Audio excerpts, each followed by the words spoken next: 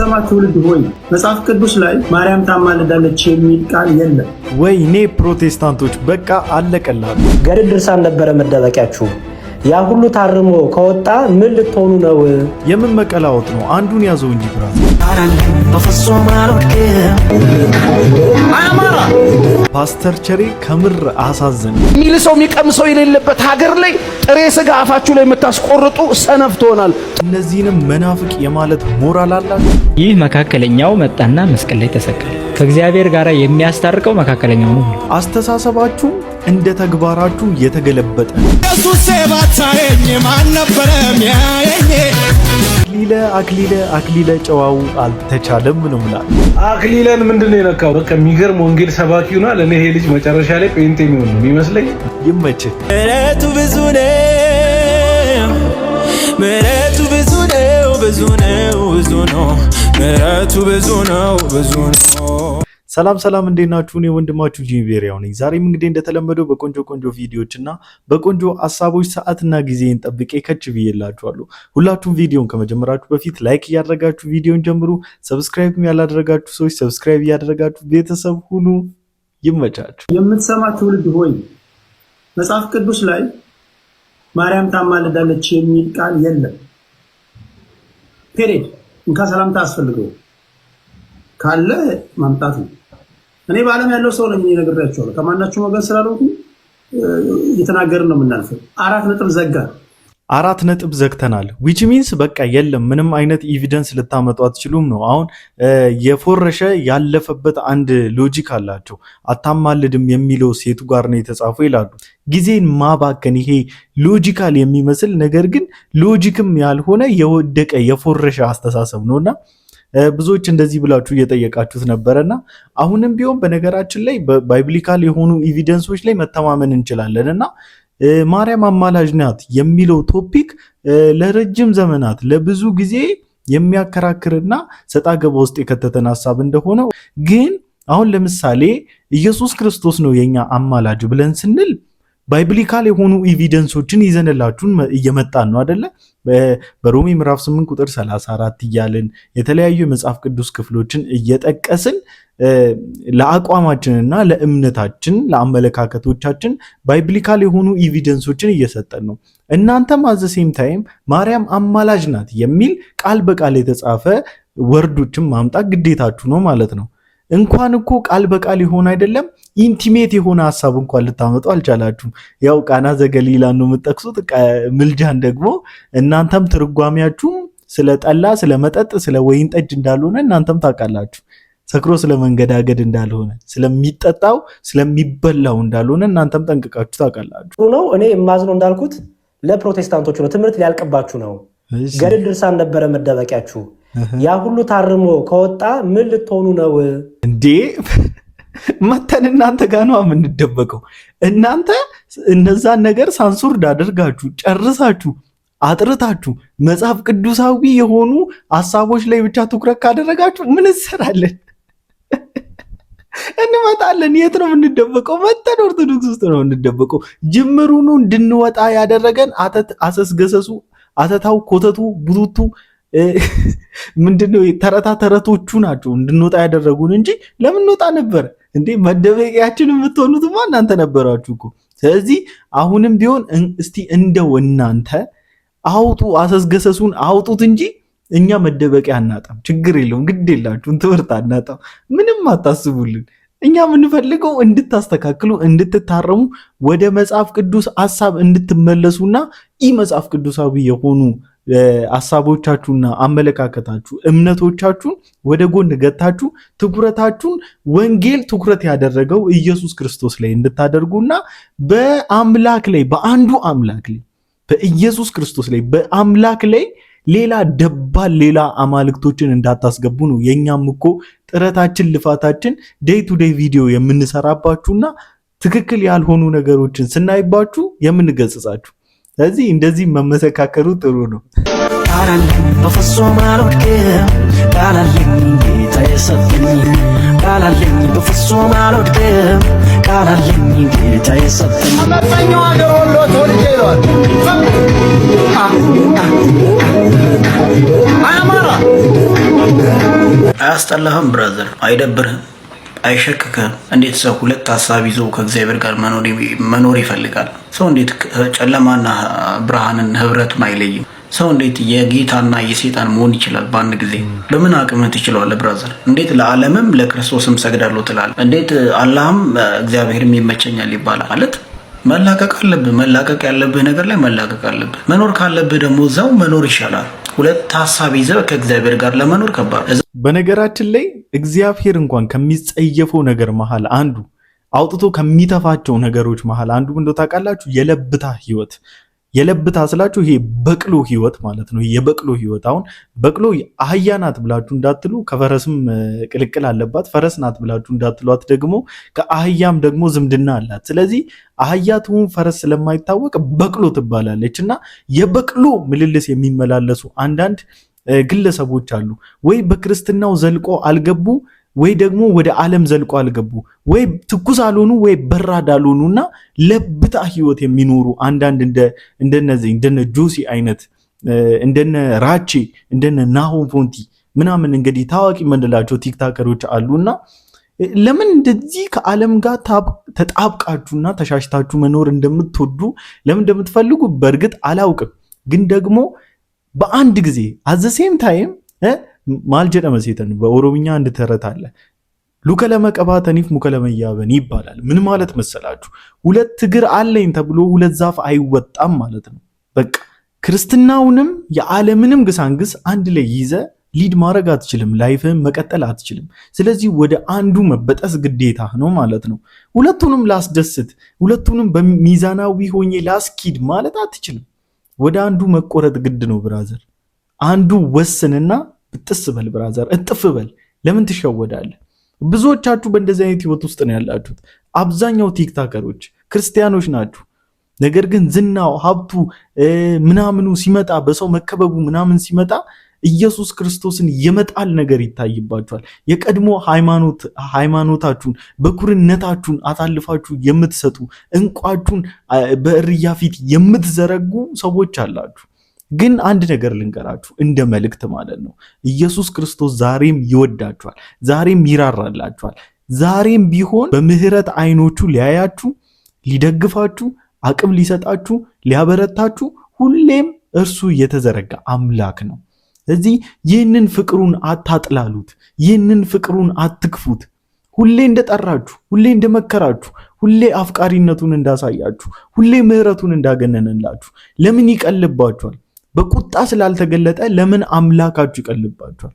ይህ የምህረት አምላክ በቁጣ ስላልተገለጠ ለምን ተራ አምላክ አድርጋችሁ ታስቡታላችሁ? ኖ አይደለም፣ ስለሚወዳችሁ ነው የሚታገሳችሁ። የምናልፍበት ይገባዋል አይደል ያለችው ሐና ተክሌ ስትዘምር፣ የምናልፍበት ስለሚገባው ዛሬም በምህረት አይኖቹ እያየን ራራልን እንጂ እንደ ስራችንና እንደ ጥፋታችን ቢሆን ቆየን ከጠፋን ነበር። የምህረት አምላክ ነውና የምህረት ደጆቹ ዛሬም አልተዘጉም፣ ክፍት ናቸው። ሊምራችሁ፣ ወደ ቅፉ ሊመልሳችሁ፣ ሊያቅፋችሁ፣ ልጅነታችሁን ሊመልስላችሁ አባትነቱ እንደተከበረ የሚቆይ አምላክ ነውና ወደዚህ የፍቅር አምላክ እንድትመለሱ በጌታ ፍቅር እጠይቃችኋለሁ። ስማቸውን ላልጠቀስኳቸው እንዲደርሳቸው ይህም መልእክት እየቆራረጣችሁ በቲክታክ ላይ እንድትለቁ በጌታ ፍቅር እጠይቃችኋለሁ። አስቀድሞ በያዕቆብ መልእክት እግዚአብሔር ሲነግረን ምዕራፍ 1 ቁጥር 7 ላይ በሁለት ሀሳብ የሚዋልል ሰው ከእግዚአብሔር አንዳች ነገር እንዲቀበል አይምሰለው ይላል። ሰው ከእግዚአብሔር አንዳች ነገር አትቀበልም ብራዘር። ወይ ለእግዚአብሔር ኑር፣ ችግር የለውም፣ እግዚአብሔር አያስገድድም። ወይ ለዓለም ኑር፣ አንድ ብሎ ዓለም ውስጥ ግባ። ዓለም በብርቱ ትፈልግሃለች ልታጠፋ፣ እግዚአብሔር ግን ህይወት እንዲሆንልን የመጣው በሰውነት የተገለጠው። ሰው ምርጫው ያንተ ነው ብራዘር፣ መርጠህ ብላ። መጀመሪያ ወደ ክርስቲያኒቲ ከተቀላቀልኩ በኋላ እደበላልቀው ነበረ። ማለት ከዓለምም ከዚህም ከክርስትናውም ለመሆን ሞክር ነበረ። ነገር ግን በጣም እያንገዳገደኝ ስለተቸገርኩ አንድ ውሳኔ ነበር የወሰንኩት። ወይ ወደ ዓለም ቁርጥ አድርጌ መግባት፣ በቃ የለየለት ዓለማዊ መሆን ወይም ደግሞ የለየለት ክርስቲያን መሆን ማለት ነውና ከአንዱ መወሰን ግዴታ ነው። ማለት ከአንድ ምንጭ ሁለት ነገር ሊፈልቅ አይችልም። እንደዛ አስቡና ወንድማችን ተባረክ። ስለተናገርከው መልእክት እግዚአብሔር ዘመንን ይባርክ። ወቸ ጉድ እንዳትሉን ይሄንን ቪዲዮ አይተን እንመለሳለን። ግን ከዛ በፊት ቪዲዮን ከማየታችን በፊት ይሄንን ቪዲዮ ጉልበት እንዲኖረው ላይክ፣ ሼር፣ ኮፒ ሊንክ አድርጉት። ተመልከቱ። ያዝ እንግዲህ እንግዲህ እንደተለመደው በዲጄ ወይም በባንድ የደመቀ ዓለማዊ ሰርግ እንዳይመስላችሁ። እንግዲህ መንፈሳዊ ጋብቻ ነው ወደ እነዛኞቹ አካባቢ ያለ ማለት ነው።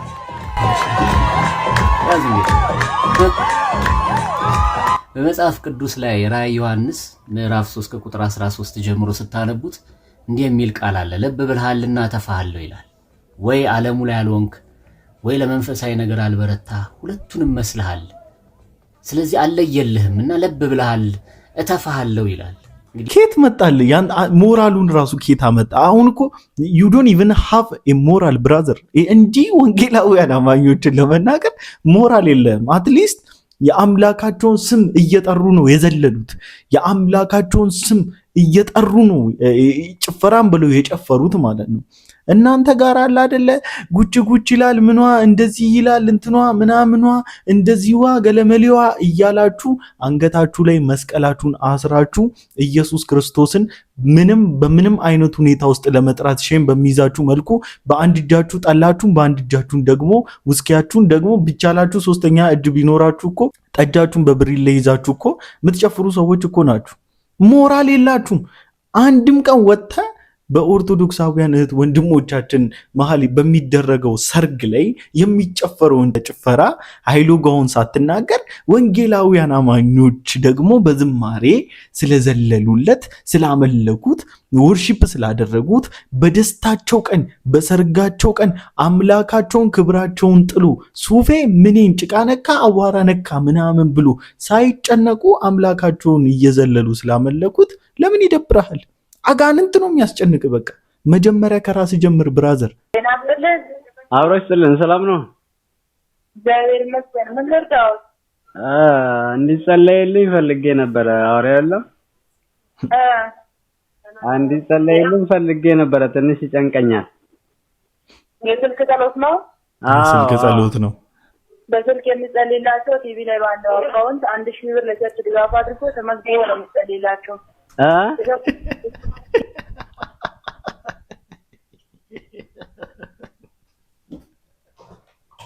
ጨንቆኝ 1000 ብር ቢኖረኝ ማለት ነው እዚህ በጣም ወዳት ፊሊ የምትባል ኮፊ አለች፣ ኮፊ ሃውስ አለች። እዛ እንጂ ካፑቹኖ ይሄን ጥብስቅ አድርጌ ጠጥቼ ጭንቀት ይለቀኛል ማለት ነው። ጭራሽ 1000 ብር ከብዬ ከጭንቀቴ ልገላገል ማለት ነው። 1000 ብር ቢኖረኝ ማለት ነው ወጣ ብዬ በርገሬን በልቼ ወይ ሳንዱቼን በልቼ ወይ እርጥቤን በልቼ ማለት ነው ከጭንቀት ይገላገላል። ትቀልዳለህ እንዴ? ደግሞ ለዚህ ለመርዝ ጸሎታችሁ 1000 ብር ልከፍል? ነውረኞች። ቲቪ ላይ ባለው አካውንት 1000 ብር ለቸርች ድጋፍ አድርጎ ተመዝግቦ ነው የሚጸልይላችሁ። በንግድ ባንኩ አብሲኒያ ነበረኝ። አይቻልም? በአብሲኒያ አብሲኒያ የለንም። አዋሽና ብርሃን ይላል። አዋሽማ አለኝ እንዴ? አዋሽ አለ። አዋሽ መስገባት ይቻላል። ስም ማን ነው ሲወጣ? ስም ማን ነው?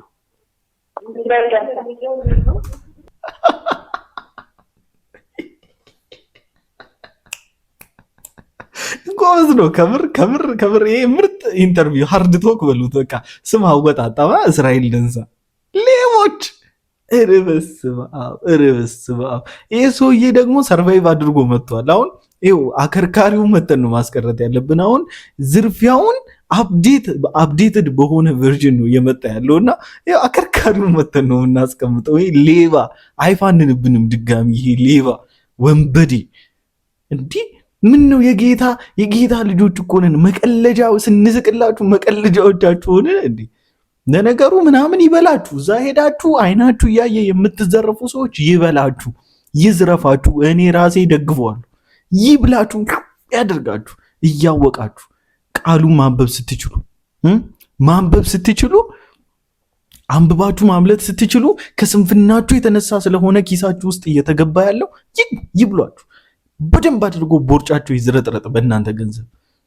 እኔ የማዝነው ታናናሾቻችሁ እናንተን አይተው ትክክለኛ ቦታ የሄዱ መስሏቸው ለሚበሉት ነው እንጂ ማዝነው ለእድሜ ምናምን ለጠገባችሁ እንደዚህ ምናምን ገንዘብ ኪሳችሁ ሞልቶ እግዚአብሔርን እያመሰገናችሁ ባላችሁ ነገር ላይ እግዚአብሔርን እየጠራችሁ እያመሰገናችሁ መኖር የምትችሉ ሰዎች ከተበላችሁ እሰይ ተበላችሁ፣ ደግ አደረገ። ይመች እስራኤል ደንሳ እንኳን ገና ብላቸው እንደውም ጥግብ የሚሉትን ሰዎች እጠቁምሃለሁ፣ አናግሪኝ።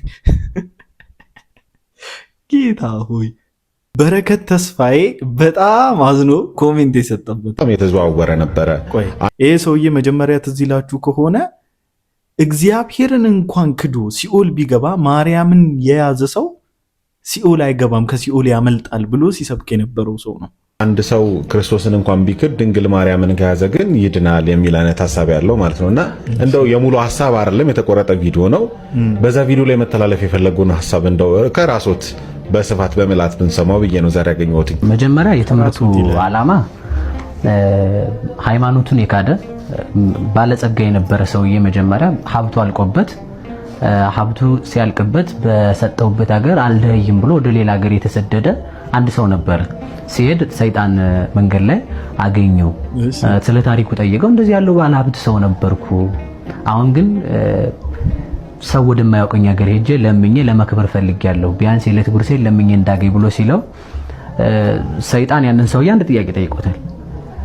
ድንጋዩን ወርቅ አስመስሎ በእግዚአብሔር ይቅናህ ብሎ ነው የሸኘው። መጀመሪያ እግዚአብሔር ይቅናህ በል ብሎ ሲሸኘው ከዛ ጥቂት እልፍ እንዳለ ሰይጣን ሰዎችን የሚያጠምድበት ወጥመድ ከሐሳባቸው መረጃ በመሰብሰብ ስለነበረ ድንጋይ ወርቅ አስመስሎ አንተ ሰው ግን ይህንን ወርቅ ብሰጥህ ወደ ሀገር ትመለሳለህ፣ ይበቃሃል አለው። ትልቅ ድንጋይ ስለነበር ወርቅ ያስመሰለው ይህስ እንኳን ለኔ ለልጅ ልጆቼ ይበቃል ብሎ መለሰለት። ከዛ እንደዛ ሲለው እንግዲህ እንደዚህ አካልክ መላእክትን ስላሴን ጻድቃን ሰማዕታትን አያማልዱም ብለህ ካድልኝ፣ ስላሴም አይፈርዱም ብለህ ካድልኝ አለው። ያ ሰውዬ በዚያ ምክንያት በገንዘቡ ምክንያት ክዷል። እመቤታችንን ሰይጣን ረስቷት ነበር። ከዛም በኋላ ጥቂት እልፍ እንዳለ አንተ ሰው ቆየኝ፣ አንድ የረሳሁት ነገር አለ አለው። ምንድነው እሱ አለው። ሁልጊዜ የምትጻረረኝ ወላዲተ አምላክ የምትባላለችና እሷን ካድልኝ፣ እሷን ካድልኝ ሲለው ሰውየው አይ አልክድም፣ ማንን ይዞ ምርኩዝ እሷንማ በፍጹም አልክድልህም ሲለው እንግዳውስ እሷን ካልካድክ ብሎ ወርቅ ባስመሰለው ድንጋይ ሰውየውን ገሎታል። ከዚህ የተነሳ መላእክትን ስላሴን ጻድቃን ሰማዕታትን ክዶ መንግስተ ሰማያት አይገባም የሚለው ቪዲዮ ማብራሪያ የተሰጠው ለሰው ክዶ መንግስተ ሰማያት አይገባም። እመቤታችንን ያመነ ሰው ግን ይድናል ብያለሁ። ቢሞት እንኳን ይድናል ማለት መላእክትን ጻድቃን ሰማዕታትን ስላሴን አምኖ ማለት ክዶ መንግስተ ሰማያት መግባት አይቻልም። ቪዲዮ ራሱ እዛ ያስተማርኩት ትምህርት ቃል በቃል ማለት ነው። እና ከዛ ማን አለች እነሱም ቢክድ እንኳን ያልካዳት እመቤታችን ነበረች፣ አንድ የቀረችው መጽደቂያ ማለት ነው። እሷ ደግሞ ድርሻዋ እንደ ካደ ነፍሱን መንግስተ ሰማያት ገነት ማስገባት አይደለም፣ ከልጇ ጋር አማልዳ የሞተው ሰውዬ እንድድን ከዛም በኋላ መላእክት ሳያማልዱ ጻድቃን ሳያማልዱ ቀርተው ስላሴ ሲፈርዱበት ቀጥታ እመቤታችን አልተካደችምና ቀርባ ይሄን ሰውዬ ማርልኝ ነው ያለችው። ጌታ ሆይ እንዲህ ይላል ደግሞ። ምን አይነት ነው ወለሎ በእናታችሁ ጌታ የእውነት እኔ አንድ ነገር ደስ ይለኛል። እኔ 24 ዓመቴ ነው፣ እግዚአብሔር ይመስገን 24 ዓመቴ ነው፣ ወደ 25 እየሄድኩ ነውና ጌታን እንዴት እንደማመሰግነው በዚህ እድሜ አምላኬን እንድረዳው በዚህ እድሜ እንደዚህ አይነት ታላላቆችን እንድንቅ ስላደረገኝ ጌታ እንደዚህ አይነት ተረቶችን እንድጸየፋቸው ስላደረገኝ ከምር ማጁድ ስላደረገኝ አስተዋይ ስላደረገኝ ቃሉ ላይ ብቻ ፎከስ ያደረገ አይዴንቲቲ እንዲኖረኝ ስላደረገኝ አምላኬን አመሰግነዋለሁ።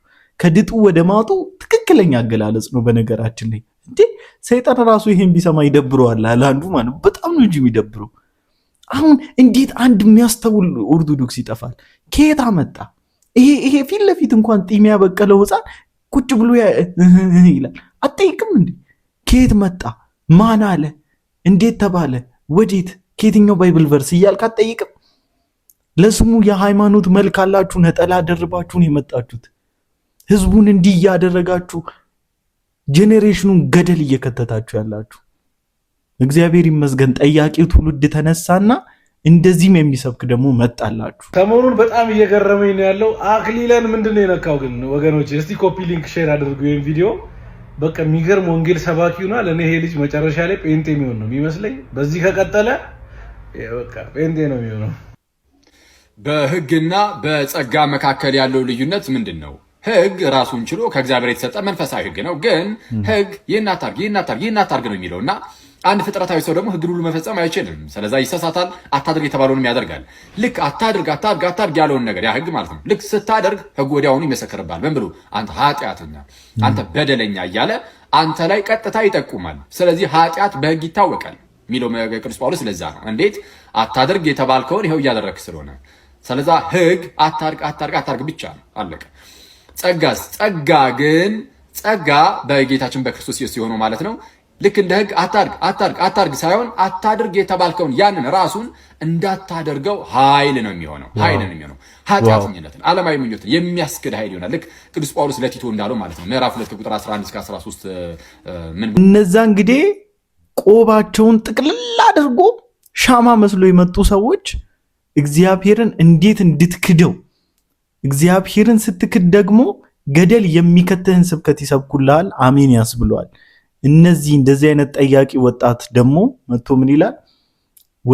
በእግዚአብሔር ጸጋ ላይ እንድትታመን፣ በእግዚአብሔር ጸጋ ላይ እንድትመካ ኃይልን የሚሰጠው የእግዚአብሔር መንፈስ ነው፣ የእግዚአብሔር ጸጋ ነው የሚል ደግሞ ትምህርት ያስተምራል።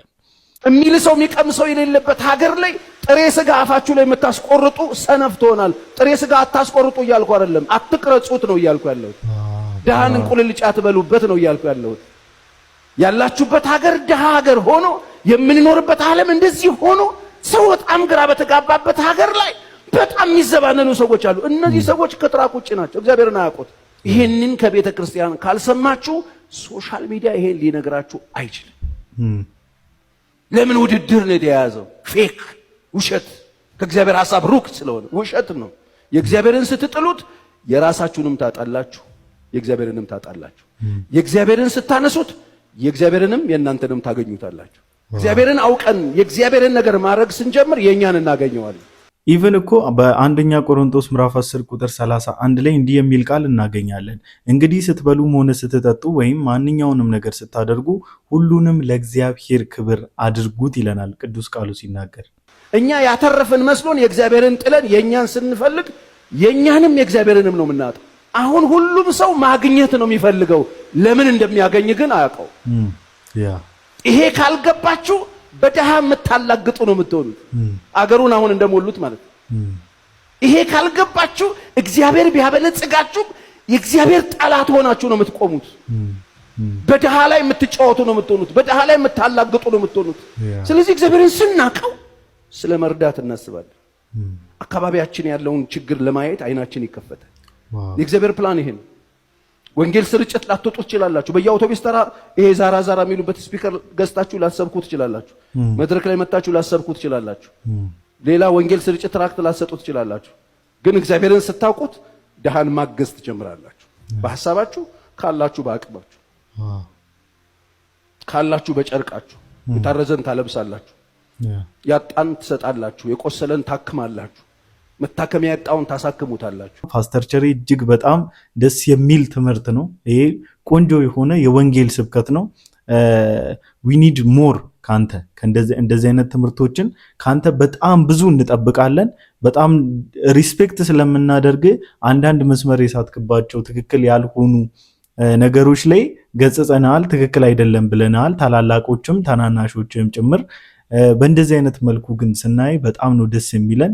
እናንተም ደግሞ እንደዚህ ሾው ኦፍ ለማድረግ ላይፍን እየኖራችሁ ያላችሁ፣ ሀብታችሁን አቅማችሁን ለማሳየት እየታተራችሁ ያላችሁ ሰዎች በምታደርጉት ነገር እግዚአብሔር እንደማይከብርበትና እግዚአብሔር እንደሌለበት በዚህ አጋጣሚ ልነግራችሁ ወዳለሁ። ይህ መካከለኛው መጣና መስቀል ላይ ተሰቀለ። ሰውም የሆነ እግዚአብሔርም የሆነ ሰውም የሆነ እግዚአብሔርም የሆነ አሁን የሚታረቅ እግዚአብሔር አለ፣ ሰው አለ አይደለም? ሰው ከማን ጋር መታረቅ አለበት? ከእግዚአብሔር ጋር። ከእግዚአብሔር ጋር የሚያስታርቀው መካከለኛው ነው። ዋው! ምን ማለት ነው? ይህ ማለት ይህ ከእግዚአብሔር ጋር የሚያስታርቀው መካከለኛ ማን ነው? ባሕርየ እግዚአብሔርንም ባሕርየ ሰብንም ገንዘብ ያደረገው አንዱ ክርስቶስ ነው ማለት ነው። ሁለት ባሕርያት አሉ ብሎ ሰው ሁለት ነው ክርስቶስ ማለት አይችልም። ምክንያቱም ምን ሆኗል? ባሕርየ እግዚአብሔርና ባሕርየ ሰብ ተዋህዷልና። ስለዚህ ይህ ነው ወደ መስቀል ወጣ። መስቀል ሲወጣ ባሕርየ እግዚአብሔር የለም አይባልም። ይህ ከሌለ ማዳን አይችልም። ባሕርየ ሰብ የለም አይባልም። ይህ ከሌለ መሞት የለም። ስለዚህ ተዋህዶ ያስፈልጋል። ይሄ ነው። ስለዚህ መስቀል ላይ የወጣው ባህሪ እግዚአብሔር ባህሪ ትስብእትንም ገንዘብ ያደረገ አንዱ ክርስቶስ ነው ማለት ነው። እንደ ሰውነቱ ይሰቀላል እሱ አንዱ፣ ደምም ይፈሳል። እንደ አምላክነቱ ደግሞ ያ ደም መለኮታዊ ደም ስለሆነ ዓለምን ያድናል፣ እርቅ ይፈጽማል ማለት ነው። ዋው! ለዛ ነው ከራሱም ጋር ከአባቱም ጋር አስታረቀን ማለት ነው። ወኮነ አራቄ ለሐዲስ ኪዳን፣ ቅዱስ ኤፍሬም ለሐዲስ ኪዳን አስታራቂ ሆነ ይላል። አስታራቂ ሆነ ማለት ሰውና እግዚአብሔር ተጣልተው ነበረ። ብዙ ነቢያት ሙተው ነበረ በግፍ። እነ አቤል ሙተዋል፣ እነ ዘካርያስ ሙተዋል፣ እነ ኢሳይያስ ሙተዋል። በግፍ የሞቱ ነቢያት ነበሩ። የነዛ ደም ዓለምን ሊያድን አይቻልም። ለዓለም መዳን ጥቅም አልሰጠም። የክርስቶስ ደም ግን ዓለምን አዳን ይላል። ለምን? መለኮታዊ ደም ስለሆነ። ለምን? ባህሪ እግዚአብሔርን የተዋሃደ ደም ስለሆነ። ይህን ነው እስመ ብዙሃን ነቢያት ወጻድቃን ሞቱ ወአልቦ ዘበቋ ሞቶሙ ወዘ ክርስቶስሰ አድኃነ ዓለመ። ሊቁ ቅዱስ ቄርሎስ ብዙ ነቢያት ሞቱ፣ ብዙ ጻድቃን ሞቱ አለ። ከክርስቶስ በፊት ስለነበሩ ነቢያትና ጻድቃን ሞት ሲናገር ያ ሞታቸው ግን ዓለምን አላዳንም ማለት ወአልቦ ዘበቋ ሞቶሙ ነው የሚለው። ሞታቸው ዓለምን ለማዳን አልጠቀመም። በሲኦል ተግዘው ለነበሩ ነፍሳት ነፃነትን ሊያውጅ የቻለ የአንድ ነብይ ሞት እንኳን የለም። የክርስቶስ ግን አለ ዓለምን አዳናል። በቃ እንዴት የሆነ ልብ የሚገዛ ንግግሩ ራሱ ደስ አይልም? በጌታ በኢየሱስ እስቲ ሉክ ዘ ዲፍረንስ ቢትዊን ዘም። ያ ቀድሞ ያሰማዋችሁና አምላክን እግዚአብሔርን እንኳን ብትክድ ማርያምን ስላመንካትና ማርያምን ስለያዝክ ብቻ መንግስተ ሰማያት ትገባለህ ብሎ የሚሰብከውን ቆብ የጠቀለለውን ሰውዬና እስቲ ይሄኛው ወንድም እስቲ ኮምፔር አለ። በኢየሱስ ኧረ ይቅር ይበለኝ፣ ኮምፔር ራሱ ለማድረግ አይመችም። አያችኋ መጽሐፍ ቅዱስ በሚያነብ ቆብ ለባሽ እና መጽሐፍ ቅዱስን ፈጽሞ በማያውቁ ቆብ ለባሾች መሀል ያለውን ትልቁን ዲፍረንስ፣ ትልቁ ቢግ ጋፕ የሚባለው ነገር ምንድን ነው? መጽሐፍ ቅዱስ በማንበብና ባለማንበብ መሀል ያለው ነው ማለት ነው። እና እግዚአብሔር ጸጋውን ያብዛል ወንድማችን። ወንጌል የገባኝ ማን ነበረ ሚያየኝ የተከረበተ ግራ ገብቶኝ ሰንገላታ ደረስክልኝ የኔ ጌታ። እነዚያ እጆች ይባረኩ። እኔ ምን እንዳስጠላኝ ታውቃላችሁ? እንደዚህ አይነት ነውረኞች፣ እንደዚህ አይነት ግን የአምልኮ ነፃነት እንዴት ገደል እንደሚከታያችሁ አይደለ? እኛም እኮ ችግር አለብን። ወተን እንደነዚህ አይነቶችን መናገር አልቻለም። በቃ ሞራል አተናል። ምን እየሆንን እንደሆነ እኔ ሊገባኝ አልቻለም። ጭራሽ የነሱ ተሟጋቾች የነሱ ተከራካሪዎች ሆነን ቁጭ አለን። ጭራሽ ለነሱ መደገፍ። አሁንማ ሄደን እነሱ ሲገለበጡ አብረናቸው እንገለበጣለን። የሆነ ቀን የሆነ እቺን ነገር ማርክ አድርጋችሁ ያዙልኝ። አሁን አብረን መገልበጥ ነው የምንጀምረው። እነዛ ወንጌል አልገባቸውም ብለን ስንላቸው የነበሩት ቆብ የለበሱት ይሄ ወንጌልን እንዲየሰበኩ ነው። የኛዎቹ ደግሞ ነውራቸውን በእንደዚህ በቪዲዮ መልኩ በሚያማምር ካሜራ እየቀረጹ እየለቀቁልን ነው።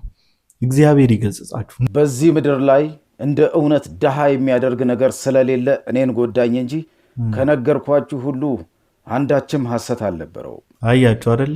ይሄ ነው በቃ እውነትን በመያዝ በጣም ብዙ ሉዝ የምታደርጉት ነገር አለ። ለምን ዛሬ ብዙዎቻችሁ እውነትን መነጋገር እንደማትፈልጉ ፋክት የሆነ ነገር ልንገራችሁ። በጣም ብዙ ሉዝ የምታደርጉት ነገር ስላለ ነው።